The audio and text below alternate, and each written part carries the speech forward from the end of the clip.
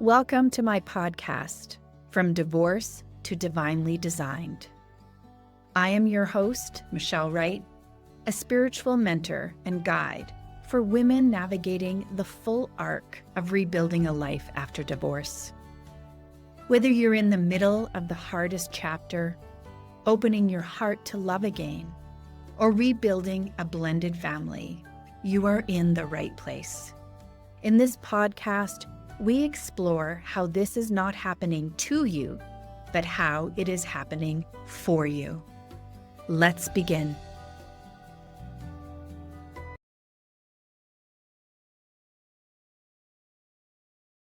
I pulled some cards today. One of the first ones was from John Holland's Psychic Tarot deck, and it is obstacles and challenges.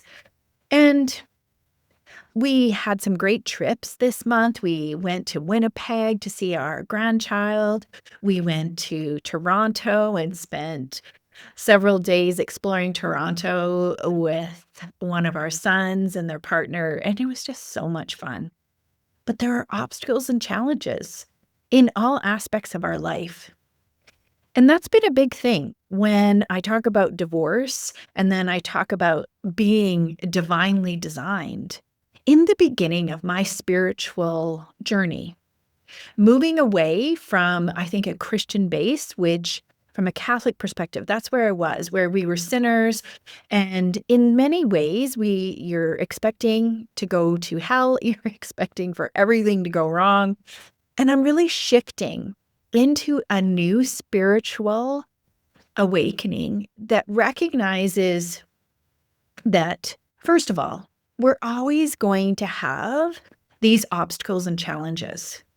That's what's there. And this is the tagline of the show because it's talking about it's happening for you. It's not happening to you. And I think before I made a connection to, oh, I did something bad, therefore I was punished, and that's what's happening. It's punishment, as opposed to an opportunity to learn, as opposed to really, this is a gift. It is a gift. And I look back and I say, really? Is it a gift when, your car breaks down? Is it a gift when you hit a deer and your car is demolished? Is it really a gift when you're in the middle of a divorce? And if someone says that to you, oh, this is such a gift for you. And can you see it? It isn't. In the middle of it, in the middle of the happening of the obstacles and challenges, it sucks. Let's just call that honestly. It sucks. It is hard. It is difficult. And recognizing that, just saying that, it is. So what you're doing at that moment is you're dealing with your nervous system. You are dealing with your nervous system, the challenges that are happening, how you're going to cope with it. And you're moving then, once you can get there, once you can say, okay, and you've done the spiritual work to now move into curiosity. So what's been happening for me this weekend, there's been some different things that have been out of my control, and I'll get frustrated, I'll get really out of sorts and not communicate well because I'm in my emotions. I am in my emotions. And I'm just responding. I'm not actually leaning in. When I lean in, I need control. What do I need control for? Because I don't trust. I have a very limited trust of people around me, trust that things are going to go well. And isn't that interesting? Because when you listen to me, I am all about connecting spiritually. And I have made huge moves in my life, big moves, based on connecting to my soul, based on signs from the universe and my soul team. So those two things can be true. And knowing that is important. In the middle of your challenges and obstacles, you need to get into, first of all, acknowledge them and the hardness, get into that curious space. And now, where is the trigger? And what are you being asked to learn, asked to release, asked to move through? And for me, with my triggers, A lot of it has been my self-esteem, feeling part of things, feeling seen and connected. And I have to go deeper into that. Okay, my deepness into this is, Michelle, are you looking for validation outside of you? And if the outside says you're doing a good job, this is good. And then I know I'm going into my people pleasing. I know I'm going into a place where I'm asking the outside to tell me who I am and if I'm worthy. And sometimes I could just tear up and cry because I know, and I'm like, I'm here again. But this is the curriculum that I have for my life right now. This is my curriculum. This is what I have to work through. And when I go back into each kind of season of my life, that was my curriculum. That's what I needed to work through. And I needed to work through it. If I didn't, it just came around again and again. 2 marriages that ended in divorce and 1 marriage that is 13 years strong. So you can see, I had to do it again and again until I got it right. Divorce is one way for me in my life. And when I look at my siblings, I look at the people around me, I see we all have different curriculums. So worthiness for other people is not a challenge for them. It's not a challenge. They don't have that same challenge, and that's okay. We don't have to have the same challenges. You just need to identify in this season of your life, what curriculum are you working through? What are your obstacles and challenges?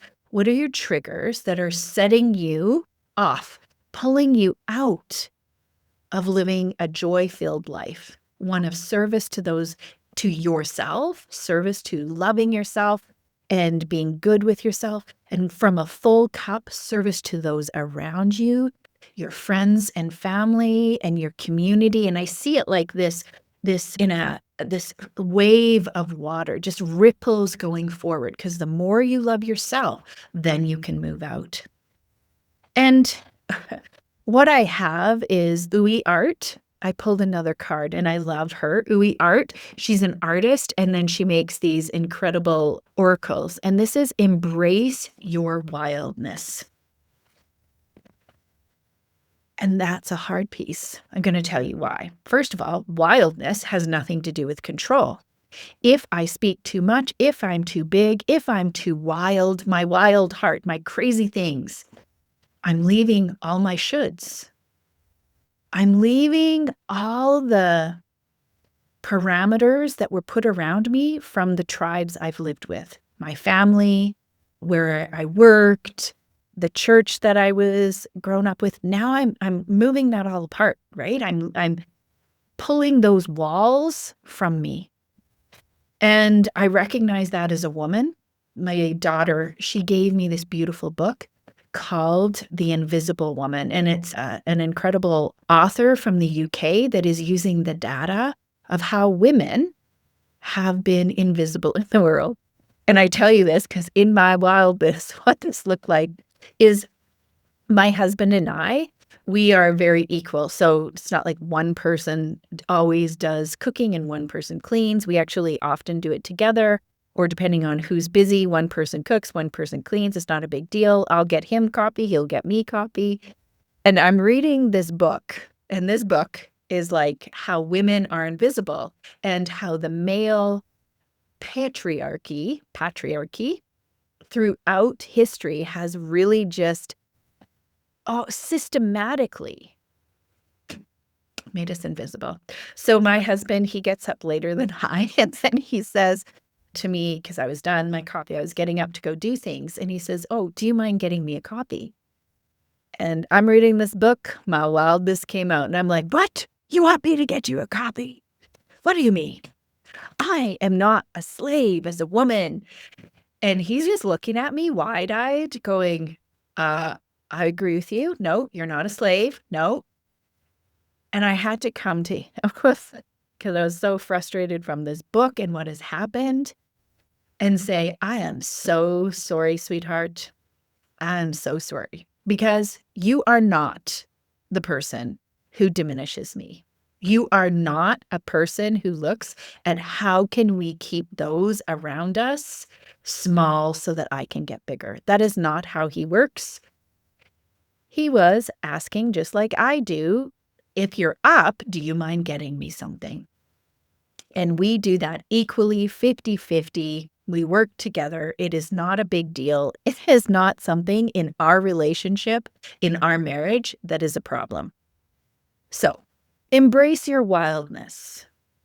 When it comes to the obstacles, one of the things I'm learning with my control is that my wildness does not have to be frustration and anger. And for me, as a manifester in human design, anger is when I'm out of alignment. So for other energy types, it might be bitterness. So in your human design, you will see, so anger really lets me know when I'm out of alignment, when I'm in my obstacles and challenges, and I am not allowing myself to align to my wildness in a good way. When I'm in my wildness, what I'm doing is that I am fully going within.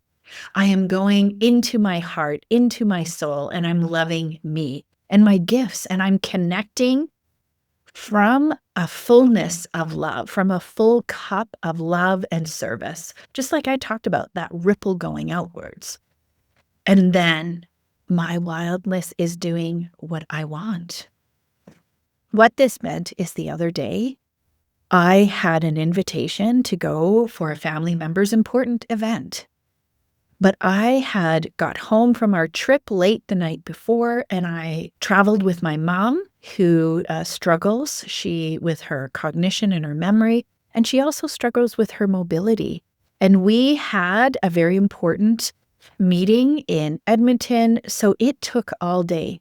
So I'm talking from 9:30 until 6:30 until I get her to her place. She is now eating. She is good. Everything's good, and she's in care.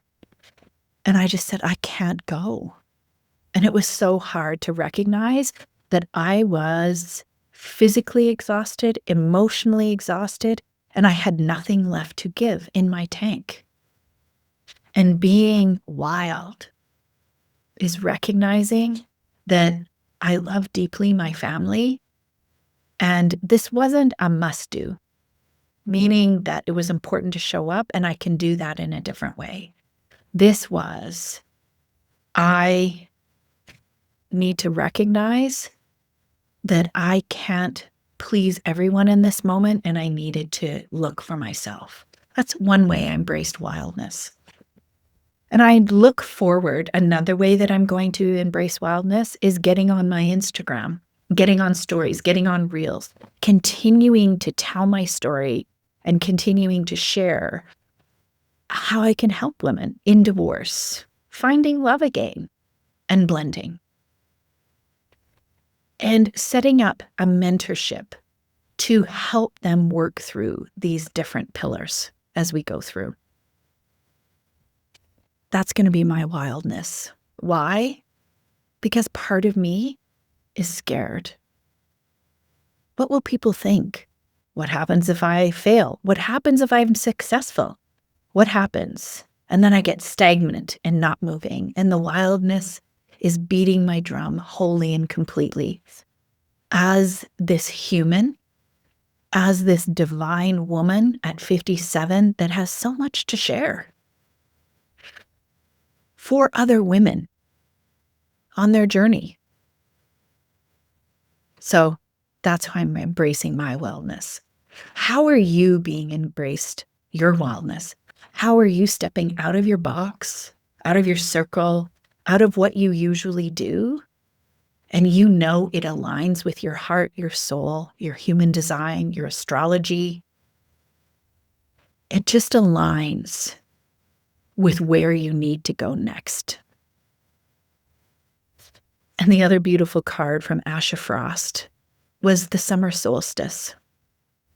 And that's coming up on the 21st, the Summer Solstice. There's many different events. It's such a beautiful time. It's been a beautiful time in paganism. It's a beautiful time in indigenous cultures. It's a beautiful time around the world. Why? Because we can see this is the longest day of the year. Summer solstice is a time where we look at the sun. The sun to us is gratitude. The sun to us is abundance. In the tarot deck, the sun is everything that you've been wanting to manifest and come through is at that time.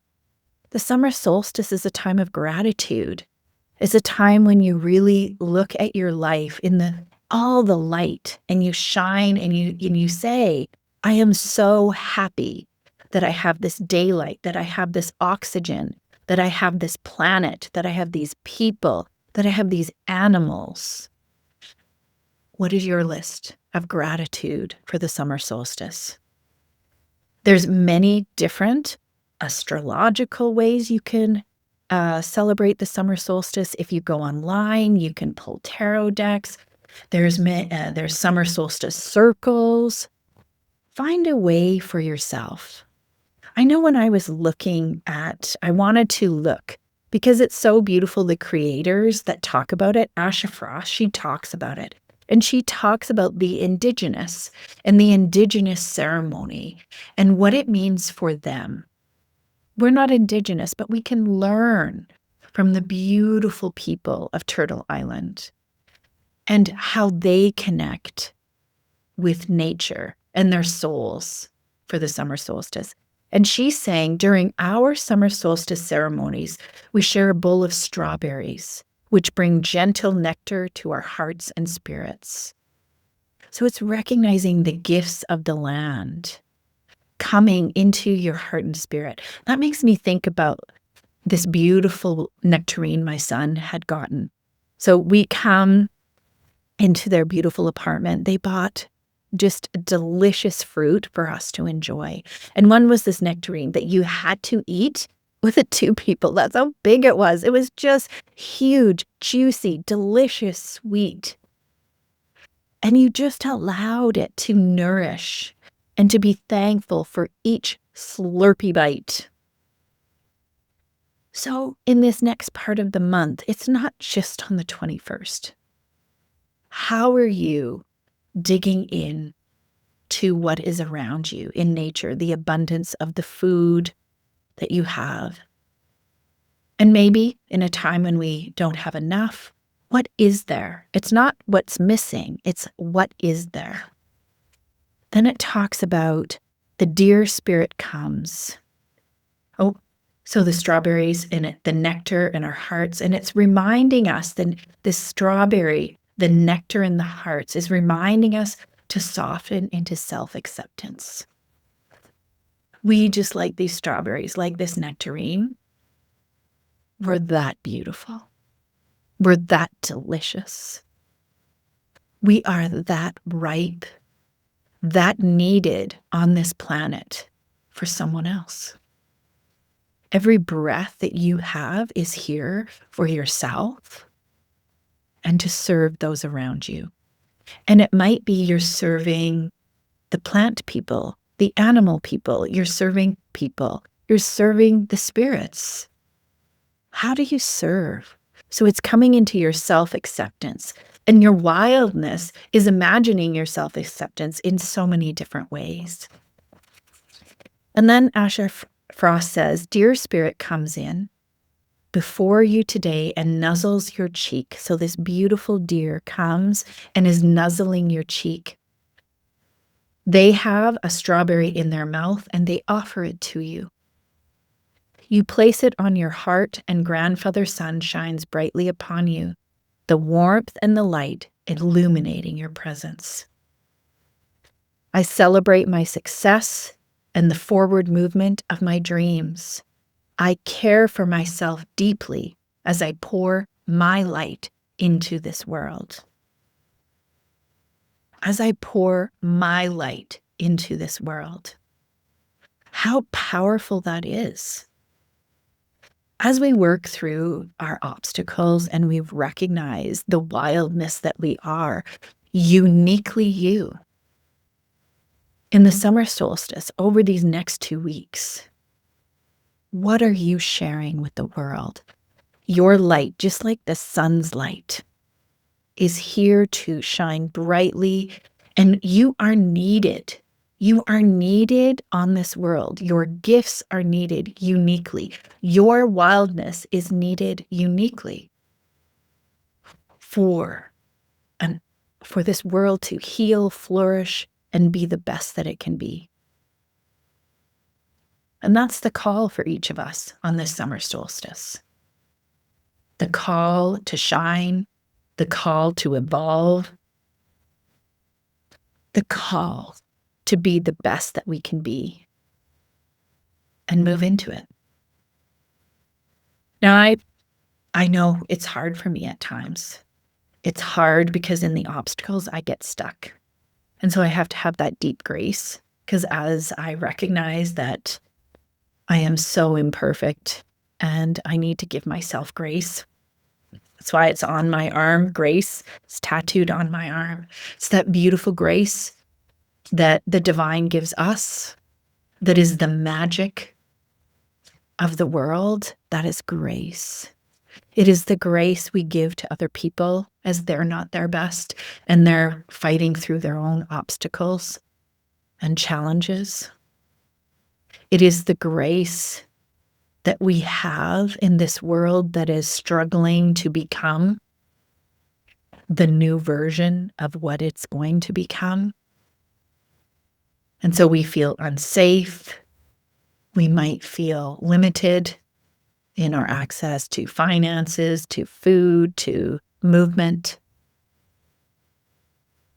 And so we're leaning in to the light of the sun that shines, our own light. And as we come together, I'm imagining and I'm seeing in my mind just this light, this beautiful, energetic light of all of us coming together in love, in prayer.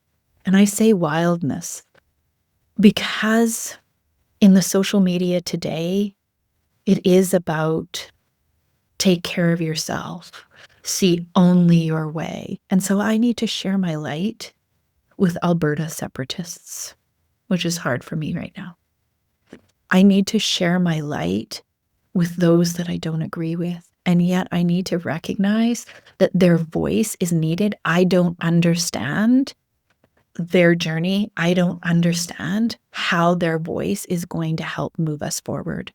But sometimes I've seen these negative influences have actually shone a light on something for our society that we just would gloss over. And now you recognize, because people are actually looking at it, we're able to say, actually, that's a very racist approach. That's a very misogynistic approach. And that's what that happens. As we see these imbalances happen, it allows us to spotlight. And so the light of everyone, we have to trust. We have to move into that complete trust and surrender and play our part. Today on the sacred portal on my Instagram, that's what I was talking about. And it had this beautiful card from Kin Krantz, the archetype of the riddle. And it's this idea, this Zen Buddhist idea, the more that you try to solve the riddle, it actually is unsolvable. So the more you push forward, you push, actually the tighter the knot gets, and you're never going to figure out what this riddle is about. The way that we need to move into the riddle is with gentleness, with light, with love, and surrendering into a trust and belief that each of us is here for a purpose. And our wildness is expressing that, leaning into it, and believing that we are worthy of love. We are worthy of moving towards what gets our heart beating, that we are worthy of this deer coming up and nuzzling our cheek, because that's the divine calling our soul. We are worthy of that. We are worthy of the unimaginable. We are worthy of our biggest dreams. We are worthy of all of that. And we need to be wild to imagine. We need to be wild to hold the energy of that, the light of that, and shine it over these next 2 weeks. And I know it's going to be hard for me. And it's going to be hard because as I try and shine my light so bright, I'm worried about other lights. Is my light bright enough? So that comparison and that envy comes up. And I'm really changing that comparison and envy and those feelings, and I'm changing them into, it's actually more of a compass for me. It's a compass of what my heart, what my soul is moving towards. I see that. I see that I want to be that. I see that I want to be healthy. I see that I want to have a successful podcast. I see that I want to have a successful online business. This is what I'm being called to. I'm being called to see the light of that. And I'm being called to share my spiritual journey, my life journey, and how they intersect and come through grace and hope and peace for all of us. So I hope these next 2 weeks, you're able to really lean into what is happening for you, because it's not happening to you. It is yours to learn from and lean into. Blessings. Thank you for being here today. If something in this episode landed for you, trust that. It found you for a reason. If today's episode moved something in you, share it with a woman who needs to hear it. That is how we find each other. You can connect with me on my website, michellewright.co, and on Instagram at michellewright.co. And if you're ready to go deeper, a free connection call is the first step. Because this is not happening to you. It is happening for you. Until next time.